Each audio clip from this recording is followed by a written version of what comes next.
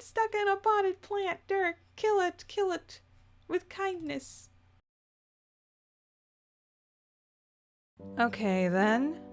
Hi everyone, and welcome to a rather unanticipated, update for Homestuck 2. I can't even do the yes joke right now.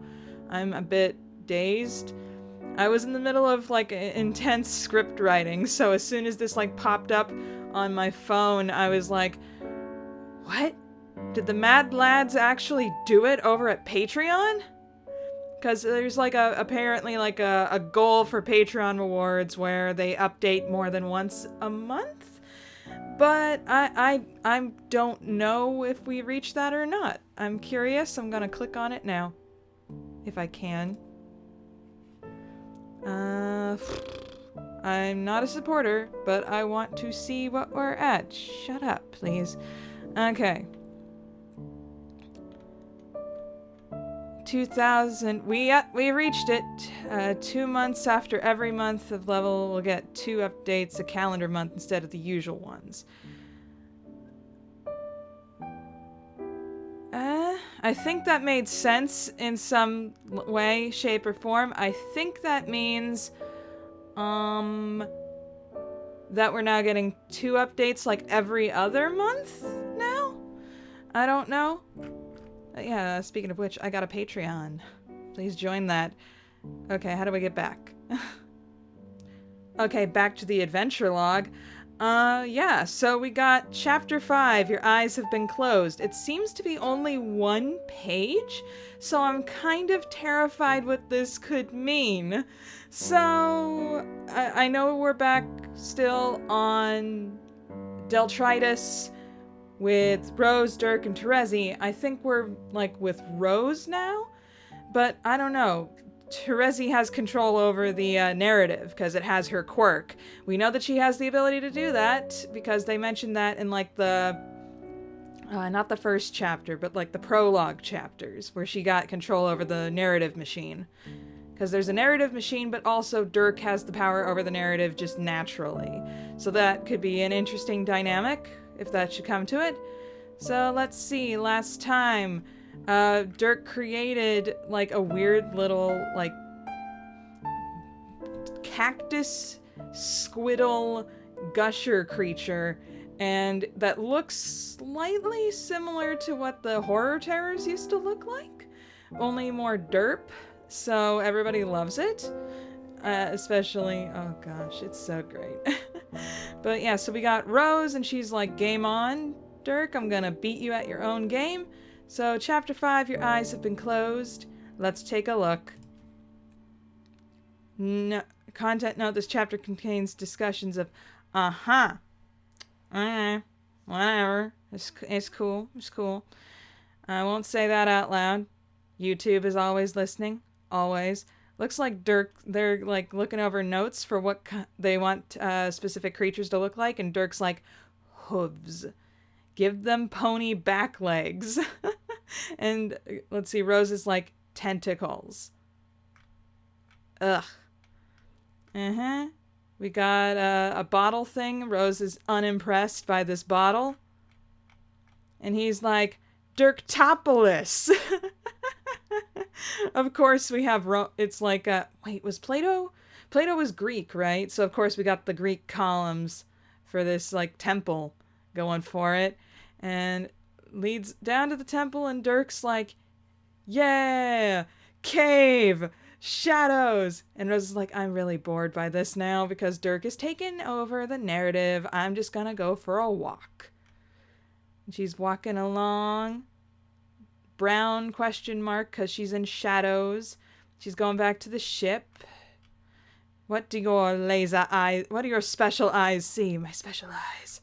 My brand. Looking into the ship, Terezi seems to have walked back in because those are her shoes. So Rose is like, okay, here we go. I was waiting for this to, like, okay. This seems like, come on with the phone. Are you serious? It just rang like 5 minutes ago. BRB. Okay. Son of a gosh dang heck basket with frogs. I don't know. Okay.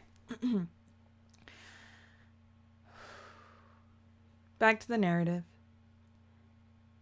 The dissonant hum of struggling mechanics fills Terezi's ears as she sits cross-legged on the floor of the now-ruined engine room. She likes it here. The soft white noise ringing of the extensive ventilation network sounds, if she closes her nose just right, like the rustle of wind through the leaves of a tree hive universes away. That didn't make any dang sense. Smelling and hearing... Oh, gosh. Okay. The warm thrumming of machines at work is accompanied by blinking lights that taste like rainbow sprinkles as they flicker, but Terezi isn't distracted from the main object of her focus. The unconscious body of Rose Lalonde, bathed in dim light, chest rising and falling in an artificially induced slumber. Oh, good thing Rose's body survived the crash. I totally forgot that Rose's body needs to still be a thing. Okay. Wires and tubes run up from her plinth to the ceiling of the chamber, keeping her alive, yes, but too much just for that purpose. Something about the tangle of intravenous tubing and fiber optic cable makes Terezi think of the old stories about the psionic. Her train of thought is interrupted by metallic footfalls and the screeching sound of a broken airlock door sliding open. There you are. I haven't seen much of you. I've been right here for hours, but your eyes have been closed the whole time. Rosebot turns her head to look at the frail, failing vessel that once housed her consciousness. She doesn't even dispatch a fake laugh to her behavior display matrix in pity of this half-joke. Your attachment to my comatose body is unexpectedly charming, as well as slightly sinister. She isn't going to do anything. She isn't coming back where she's gone. You never know. Yes, I suppose that's true. Anything can happen. You can't see the future, etc., etc., except I can. And I can see the trajectory the story needs to take, and thus I know the trajectory it will take. And resurrecting my meat puppet would not only be difficult to the point of being worthless, but would also be extremely lame. Not that it would be out of character for this story. We live and breathe on a stupefyingly mind-numbing and the mind-numbingly stupid. But then we begin to veer towards dissolution, yet again. If what you're saying is true, if a story has to be compelling to be canon, do you really think Dirk is the type to tell a compelling story? His taste in anime alone is concerning. I did enjoy the one about the horses, though. I don't think that counts as anime. Great, Terezi's a brony. Pegasister. Confirmed. But that's why we're here, isn't it? To steer this story the right way? I guess. But you're not enthusiastic. Sigh. Playing with the whole world like it's some kind of squeaky looses toy does sound like it has its moments. I mean, my friends wanting to rule your little world as petty tyrants after we won the game ourselves. But do you think that would have been the best for you and all the other mammalian weirdos on your planet? It didn't happen because it didn't happen. If I have to hear one more tautology from either of you, I'm gonna move to the woods and plague your new society as a hermit bog monster forever. I want that so much. Aisha, please. Make Terezi a ghost story. See, that's more of the spirit. Become as myth, Terezi Pyro, the troll under the bridge where you were meant to be. The village chalk supplies would be ravaged. Townsfolk would tell their children scary stories of the terrible dragon hiding in the woods. If they're not good, she might emerge from the swamp and moralize at them. Just because you've elected to abandon the concept of good and bad entirely doesn't mean I don't still have moral reservations. But this isn't about that. I'm talking about the basic ability of intelligent beings in all real and hypothetical planes of existence to give a crap. I don't give a crap. And honestly, I have a hard time understanding why you do. Where did this come from? You didn't do much world building when you screwed off for eons and let chess people build your planet. That approach failed. Without an organized antagonistic force, the planet became fundamentally unsuited to relevance. Its dissolution was inevitable. Its dissolution was inevitable, and our fellow victors couldn't or wouldn't see. We only know of one way to perpetuate canon for sure, to play and defeat the game, and continue the life cycle of the Genesis frog we cling to parasitically. This obviously has destructive consequences. Once we spared the Earth by coming here and starting from a blank slate. Now it is protected in the steady hands of a duly elected ruler, surely to have a boring and uneventful perpetual term in office. Blah, blah, blah. So you feel bad about how much you guys are being teen failures and want another flip of the coin. No, I don't feel bad. I don't need to bargain with the past or question it. Everything that happened brought us here. In an imperfect mechanism, to be sure, rusting in points, barely functional in others, occasionally relying on the labor of strange clowns. As the sheer number of doomed universes our actions in the game spun off should show, we barely understood the design at the time. Truly, we stumbled through the tape of the finish line, butt first, cheating all the way. But there was no table of judges waiting to adjudicate our performance by holding up little placards with numbers on them. We are the observers, and we are the judges. We won, and the victor goes the spoil. And to the victor go the spoils. If you want a hand in making the rules of this new world, then don't storm off. You're trying to lead me to accept your moral framework? What if no one should control the universe? All we fought against was monsters who converted power into control. And not everything we lost fighting them was a mistake. There was a lot sacrificed for the idea of good. What's the point of continuing the story if that was meaningless? If Lord English was just holding up the world? If it takes acting like him to keep it alive, wouldn't it be better to just let it die?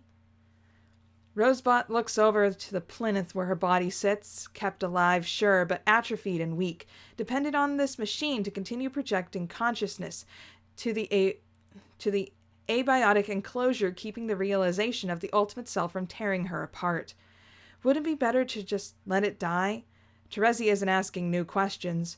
Rose had first threatened unalive when she was 8. She couldn't bear the thought of attending the funeral her mother was organizing for her beloved cat, Jasper's. When she was 10, she put on her coat and stood in whipping winter winds on the balcony overlooking a frozen waterfall, imagining the plunge with a blank expression on her face, eyes stinging from the New York cold. Her mother had drunk herself to sleep with the vacuum on again, the mechanical wailing inside playing a chord with the gale outside, inescapable. But her first and only real attempt was a success. All these thoughts cross her mind in a microcycle.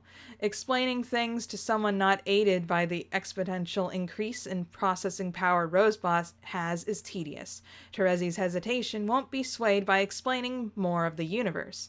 There's another source at work. Not to be indelicate, Terezi, but I've wondered something.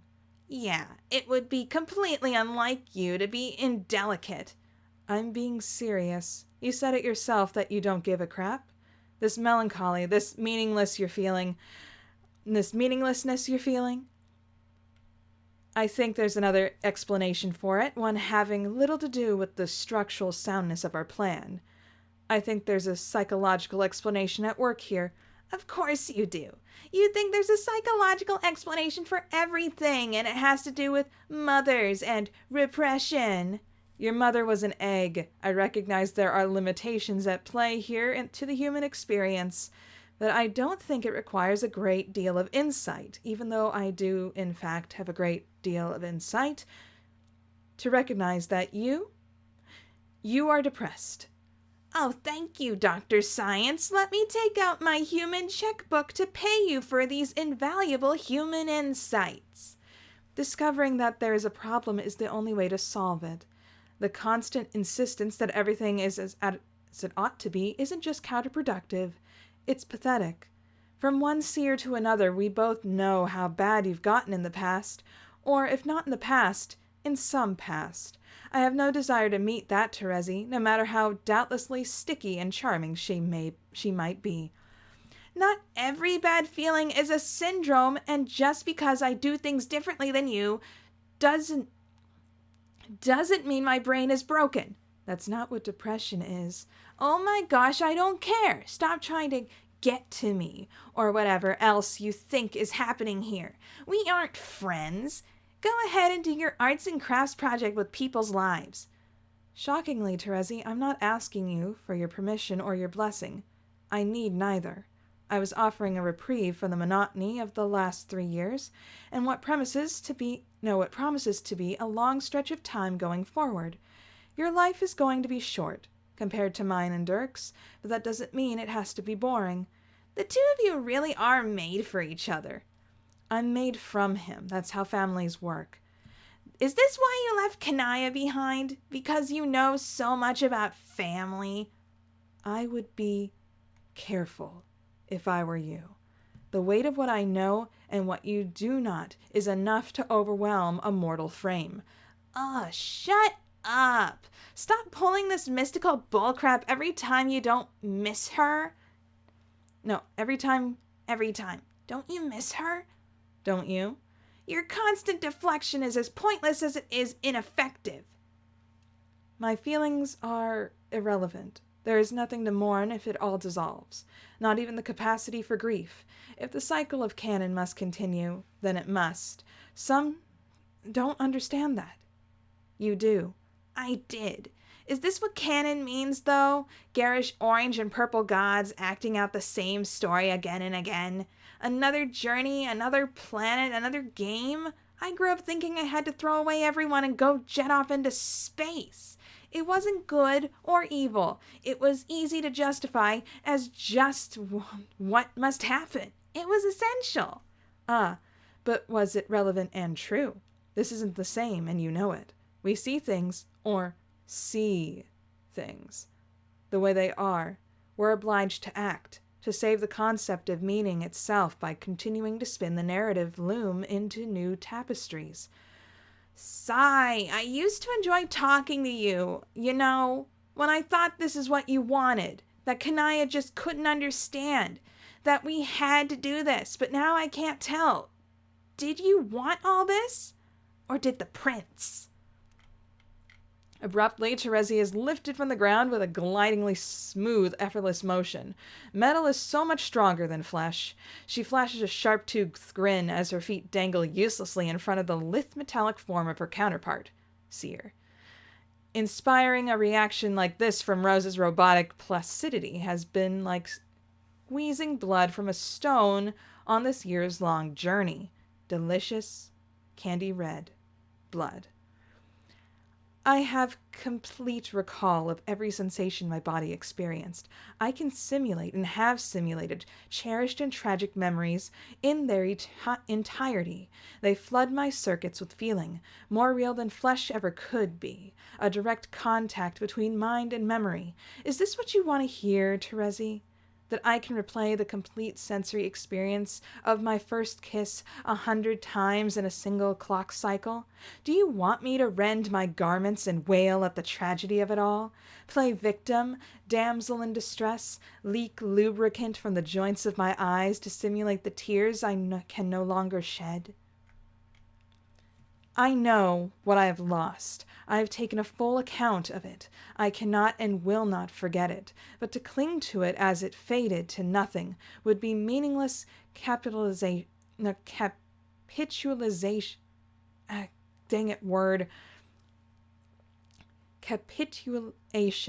Capitulation to entropy. Someone must sit atop Olympus and propagate the fabric of reality upon which these memories sit. That is the task we've taken on.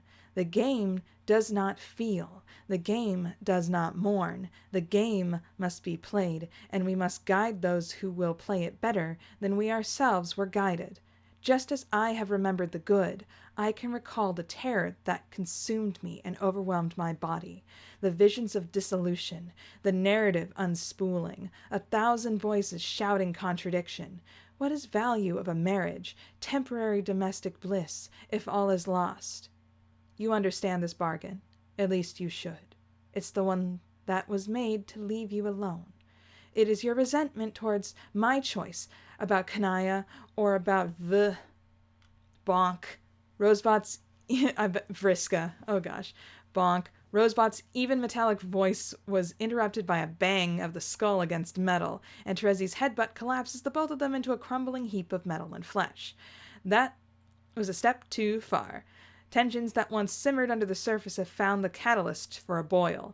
Terezi and Rosebot's repartee of words was replaced by the dissonant notes of clanging and smashing as they roll around on the floor of the crashed Thesis' central chambers, throwing punches and smashing into control panels in a crescendo of chaos.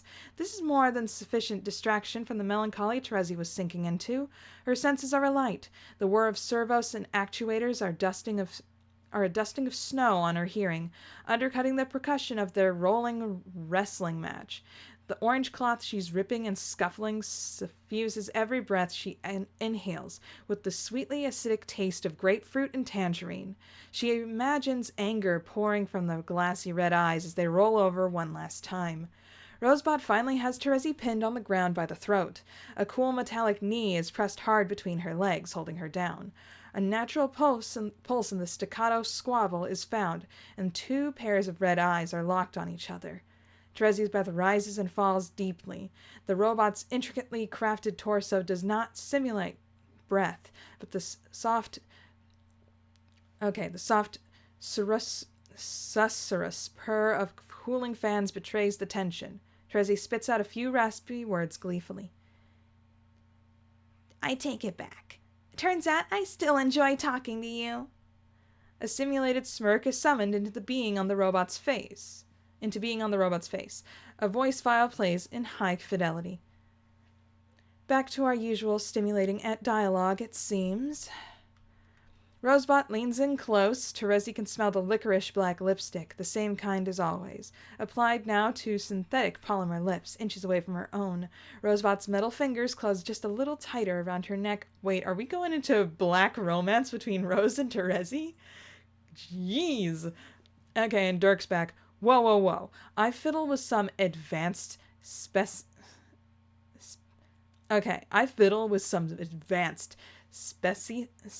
Okay, I hate that word. Whatever that word is. Speciation. I fiddle with some advanced speciation machinery for a few hours and come back to this? This is the problem with lesser actors, leaving them alone for too long, and they get all touchy and start talking about feelings. We're passing the Bechdel test. Yeah. We're passing the Bechdel test and advancing none of the plot. There's hardly any panels. This is not my Homestuck. You people are here for logic, systems, weird plot stuff, lore. None of this. Oh, I'm sorry. Was the fourth wall break a little much? Did your disbelief, until now so utterly delinquent and prone to vagrants that's been suspended indefinitely, finally collapse? Go ahead and close the book then. Quit out your browser, slam the laptop close, punt it into the ocean. That shark is probably hungry after all the jumping. You won't, though. If you're gonna quit, you would have quit before this. We're in this for the long haul, you and I. We'll go down together. Welcome to Nam. Anyway, where was I? Oh, right, passing judgment on my robotic ecto-daughter smashing the dang shipping grid to pieces. Really, Rose? Really? Our task of phenomenal cosmic importance isn't going to wait for a dalliance. I just mastered fine-tuning Perisodactyl hooves with this machine, and I need my co-monarch back. Plus, what would dear sweet Kanaya think? Oh my gosh, shut up and give us some privacy, nerd. Fine, be that way. I'll just get a head start on my species then. It's only the fate of a new planet on which the weight of saving the universe lies. If voiding the warranty on a complex piece of machinery is more important to you than that, Go ahead. I've got better things to do. Well, he actually went and did that. Wow. And that face there. That is not a sweet bro hella Jeff face. I don't even know what that is. Okay. It's okay, Dirk. You're just upset because you're alone again. I think you're just mad because you're single. Okay. But wow. You went and did that. You made Rose Spade Terezi a thing? Just wow. Wow. Wow. And here I thought she'd wait for John, but no. Oh gosh, what the heck is this? Oh wow. Wow. I gotta stop saying wow. But it's okay, Dirk. It's okay.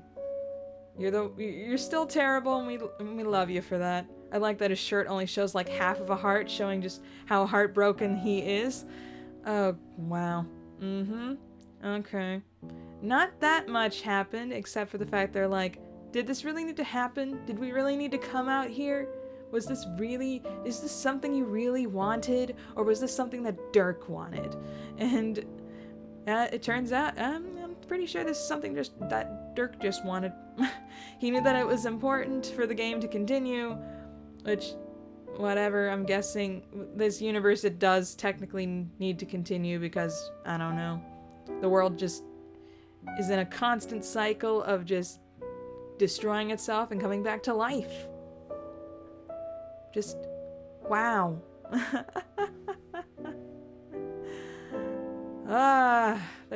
There could be a different way to approach this, but that's for the fanfics to, like, figure out, I guess.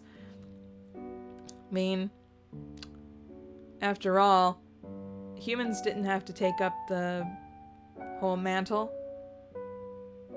You got a perfectly reasonable cherub right there who's literally a muse. She probably could have handled this with a bit more delicacy and had you guys have more agency in your own decisions than what Dirk's doing right now. But I'm guessing that's gonna be like Endgame, where they're like, hey, we got freaking Calliope, whose entire species is supposed to be protectors of the universe. Why don't we have her doing something like this, instead of just having Dirk with all of his biases? Yeah. Anyway, that's all I got for now.